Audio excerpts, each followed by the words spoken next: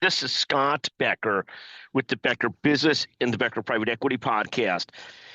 Today's discussion is this: thriving in a second career. And I'll probably retitle this as we move through it. But the concept is this: when I go on Twitter and X, there are so many people that essentially say, once I get to 35 and put away this amount of money, I'm going to retire. And when I see this, I think that there's a lot of naivety to it because even if you could retire financially, I think most people at the end of the day, and I'll come back to a famous Lou Holtz quote, and Lou Holtz, I'm dating myself, of course, is a famous football coach from back in the day. But he would essentially speak on regularly this concept that you need a purpose and a partner.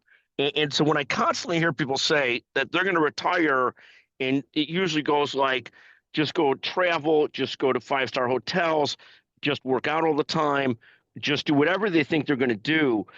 I do think that this advice is really misguided and that most people truly do need something to do that's serious. They need a purpose. They need a partner, a different issue.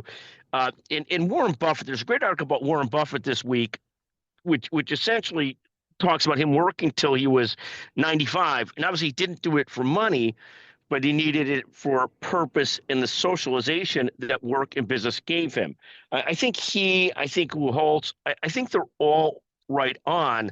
I think the concept of needing a purpose, needing something to do, keeping yourself busy, keeping yourself active, keeping the mind and body working are so important.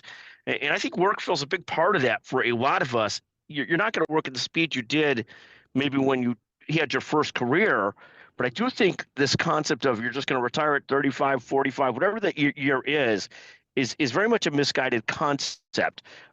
Today's discussion, and I guess we'll title this as follows: should you retire at 35? And leave it at that. But I do think that's a very misguided concept. Thank you for listening to the Becker Business, the Becker Private Equity Podcast. I hope this resonates with some people, and thank you so much for listening.